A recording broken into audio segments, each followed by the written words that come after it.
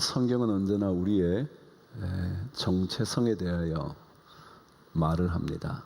다시 말하면 여러분과 제가 누구인가에 대하여 늘 설명하려고 하죠. 왜냐하면 우리의 존재는 예수 그리스도를 믿음으로 말미암아 존재 자체에 변화가 생긴 거거든요. 그래서 그 존재 자체의 변화가 어떠한 모습을 띠고 있을지에 대하여 자꾸 말씀해 주셔야 되거든요. 그래서 주님도 우리를 향하여 너희는 세상의 빛이다 라고 말씀하시기도 하시고, 너희는 세상의 소금이다 말씀하시기도 하시고, 너희는 내 백성이다 그렇게 말씀하시기도 하시고, 왕 같은 제사장이다 그러기도 하시고, 심지어 사람을 낚는 어부다 라고 말씀하시기도 하시거든요. 그러니까 계속해서 우리가 어떤 존재인가를 자꾸 설명을 하죠. 그래야 우리 정체성에 대하여 눈이 떠지는 거거든요. 오늘 사도 바울은 우리가 누구인지에 대하여 좀 더 설명을 해 주려고 합니다. 먼저 사도 바울은 데살로니가 전서 5장 5절에서 우리에게 우리는 이런 존재다 라는 말을 합니다. 저와 함께 5장 5절을 읽으시죠. 시작. 너희는 다 빛의 아들이요 낮의 아들이라. 우리가 밤이나 어둠에 속하지 아니하나니. 그렇습니다. 오늘 제목을 저는 믿음은 낮의 인생을 삽니다 얘기를 했습니다. 믿음을 가진 신앙인의 삶이라면 밤의 인생을 사는 사람이 아니라 낮의 인생을 사는 사람이다. 오늘 말씀을 읽어보시면 충분히 유추해낼 수 있는 제목일 거라 생각이 듭니다. 사도 바울은 이미 데살로니가 전서에서 우리는 다 빛의 아들이다. 그리고 낮의 아들이다. 죄라는 깊은 어둠과 사망이라는 짙고 짙은 어둠에서 우리가 빠져나와 빛의 자녀가 되었고, 빛의 아들이 되었고, 낮의 아들이 되었다고 말한 거죠. 그래서 그런 사람들은 어둠과 밤에 더 이상 머물지 않는다 라는 얘기를 들려줍니다. 그것만이 아니라 에베소서 5장 8절에서도 사도 바울은 우리 존재의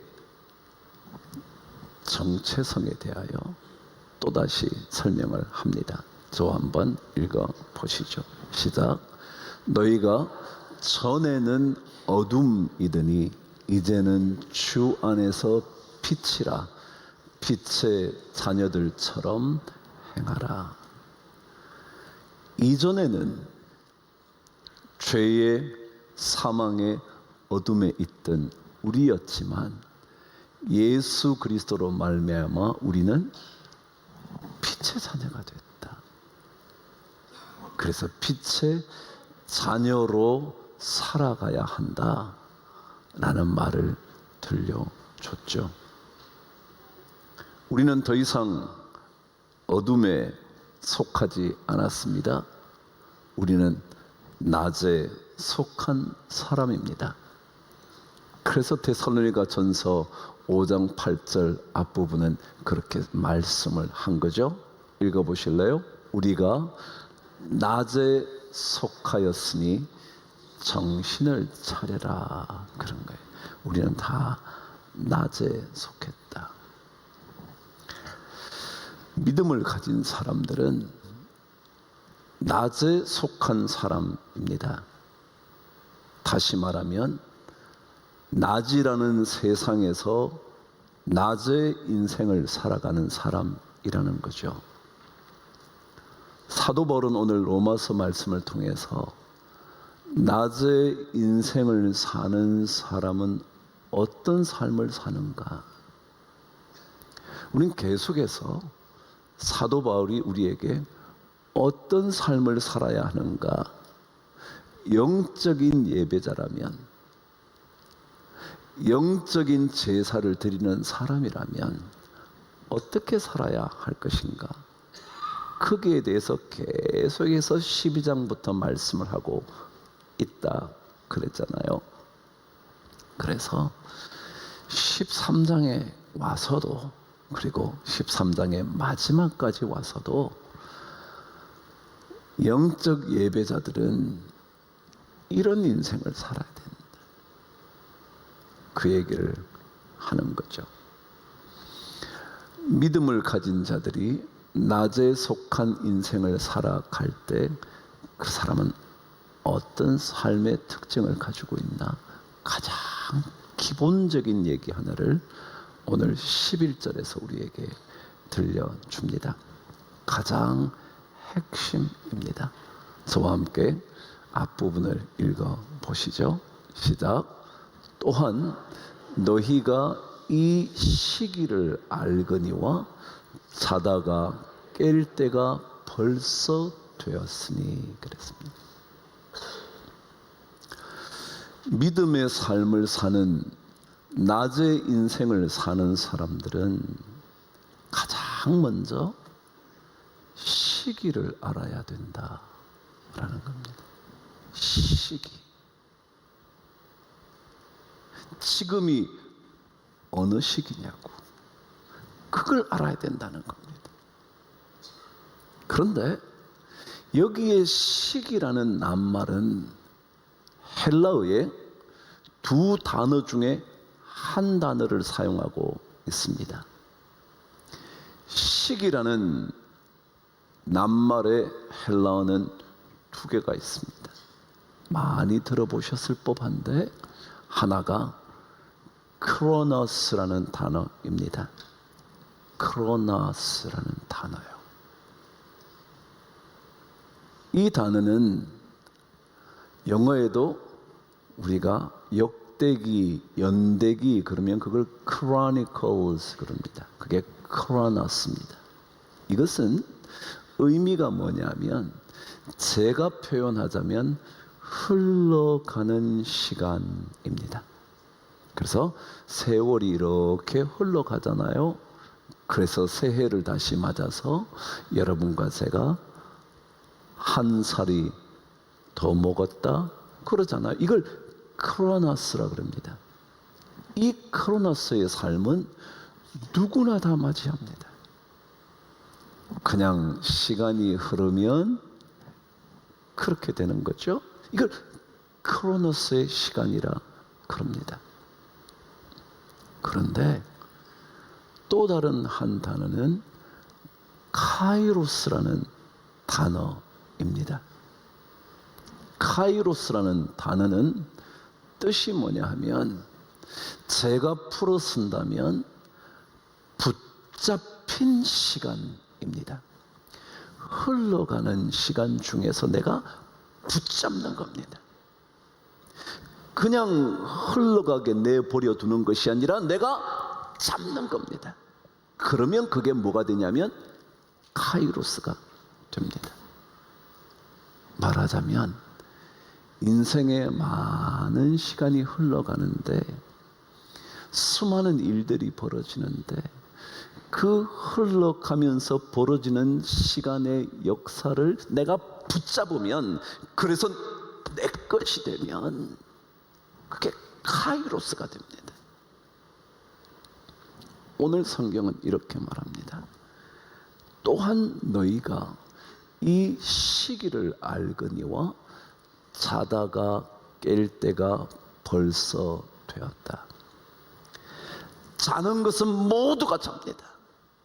그런데 일어나야 하는 것은 여러분이 그때 내가 일어나야지, 오늘 이 새벽에 내가 일어나야지, 아니면 오늘 이 시간 일어나야지 붙잡으면 카이로스가 됩니다. 계속 잘 수도 있지만 일어나는 것, 깨어나는 것은 여러분이 결정하는 겁니다. 그걸 카이로스라 그럽니다.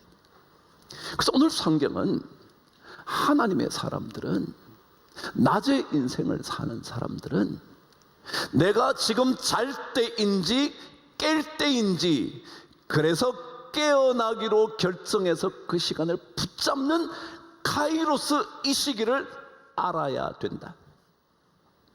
알아야 된다. 여러분, 여기에 안다라는 단어는 들어서 아는 게 아니고요, 봐서 아는 겁니다. 절대로 아니라고 말할 수 없는 그런 알물, 뭐라 그러냐면 오늘 성경에 알거니와라는 단어입니다. 그러니까 이것은 눈으로 보아서 내 정신이 깨닫는 겁니다. 아, 그렇지, 내가 지금 자면 안 되지, 깨어나야지 라고 그것을 꽉 붙잡아서 붙잡힌 시기 카이로스를 알아야 낮의 인생을 살 수 있다 그러는 겁니다. 수많은 흘러가는 시간 크로노스에서 여러분과 제가 언제 어떻게 깨어나 무엇을 해야 할 것인지를 붙잡는 순간 카이로스가 되는 겁니다. 그러니까 그 시기를 알아야 됩니다. 그래야 낮의 인생을 살 수 있게 된다. 그래서 이 카이로스는 내가 그 순간을 붙잡기 때문에 그것이 가장 적절한 시간이라는 의미를 갖게 되는 겁니다. 그냥 무의미하게 흘러가는 시간이 아니라 내가 그 순간을 붙잡음으로 그것을 하기에 가장 적절한, 가장 딱 들어맞는 시간이 되는 것을 카이로스라 그럽니다. 그래서 내 인생의 전환기를 맞이하는 시간을 가리켜 카이로스, 오늘 본문이 말하면 이 시기라는 겁니다. 우리 인생은 살아가다가 발뿌리가 걸려 넘어지는 일들이 참 많습니다. 생각지도 않은 일들로 인해서 상처되는 일도 참 많고요, 알게 모르게 찾아온 불행의 순간이 우리를 넘어뜨릴 때가 참 많습니다. 그때 대부분의 사람들은 원망하고 억울해하고 분노하고 그렇게 살아갑니다. 그게 크로노스의 시간을 사는 사람들입니다. 다 그러잖아요. 원하는 대로 일이 이루어지지 않았으니 생각지도 않은 일들이 우리의 고통이 되기도 하니 당연히 원망하게 되고, 당연히 이 사회를 분노 표출하는 장으로 만들어가고 다 그러죠. 그게 크로노스의 삶을 사는 겁니다.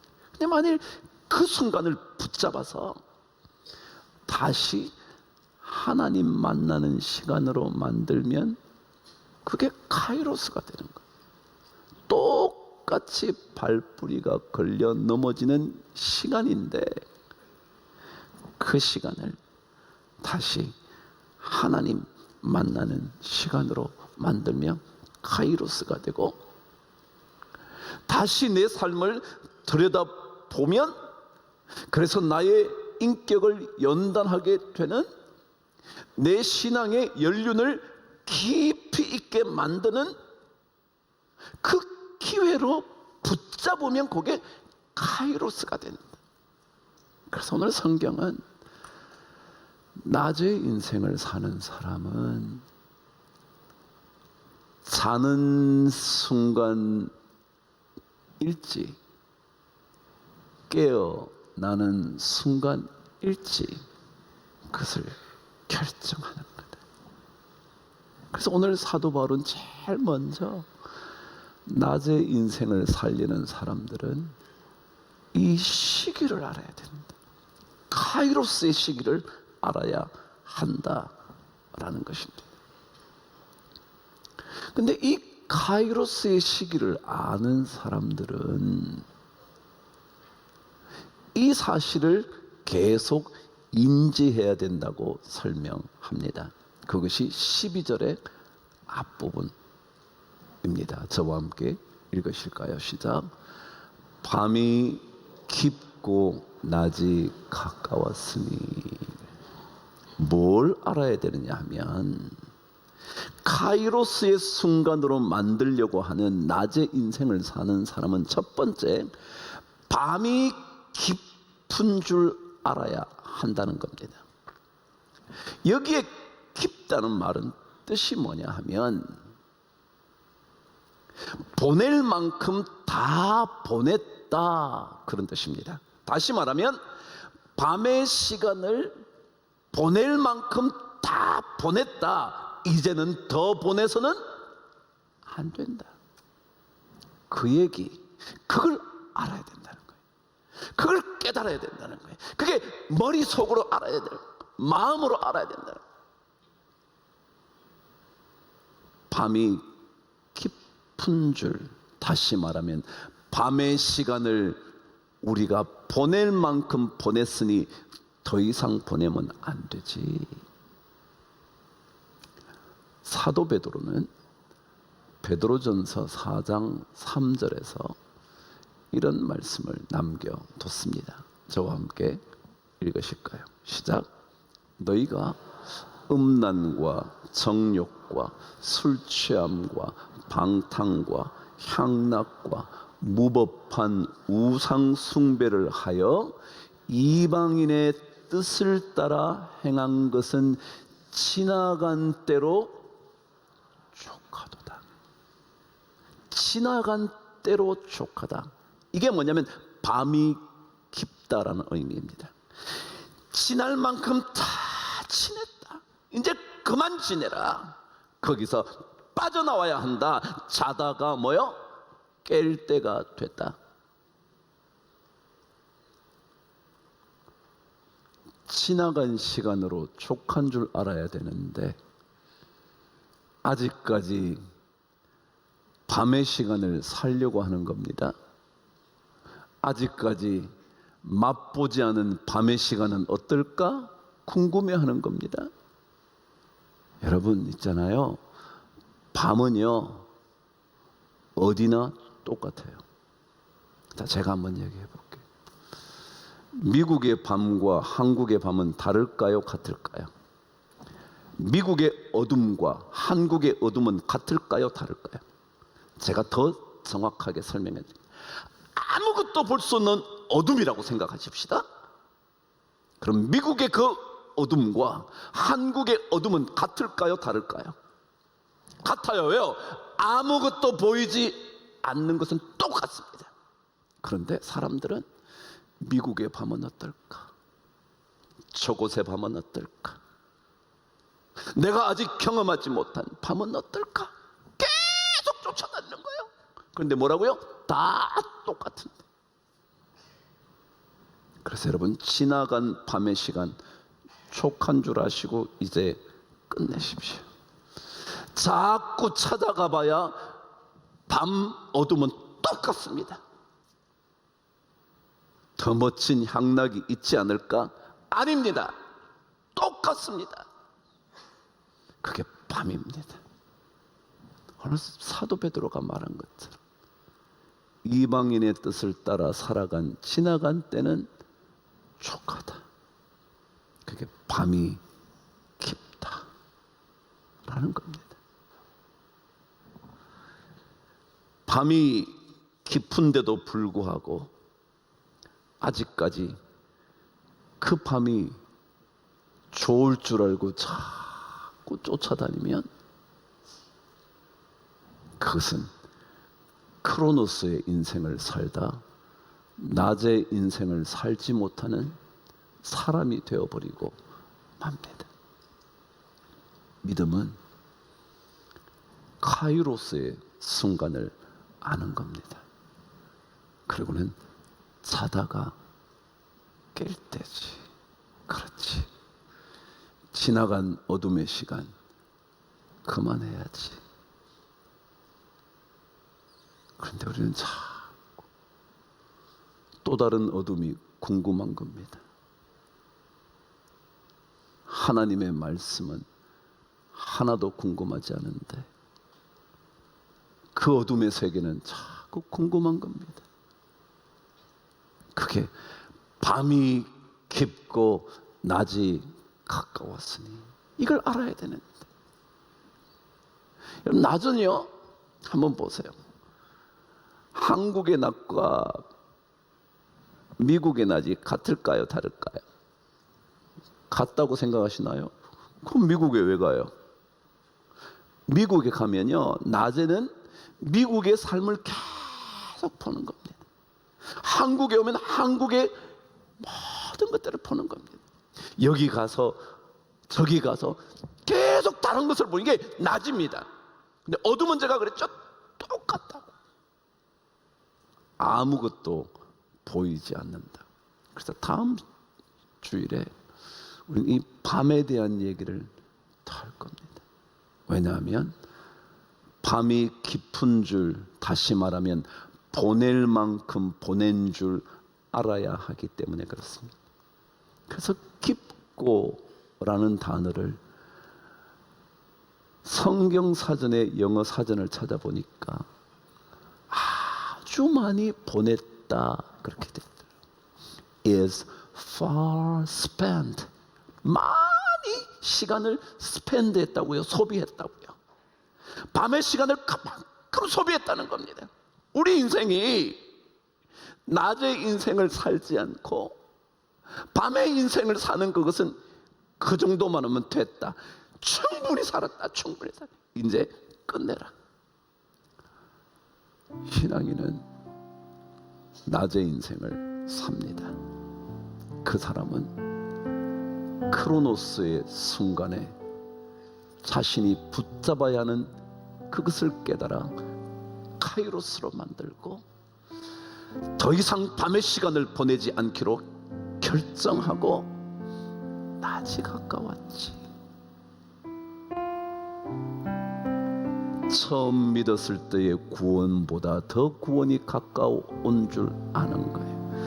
구원받은 여러분과 저의 구원의 문제가 아니라 그 이후에 주님 다시 오실 마라나타의 그 주님 다시 오실 그때가 가까운 줄 알고 지나간 어둠의 시간은 촉하다.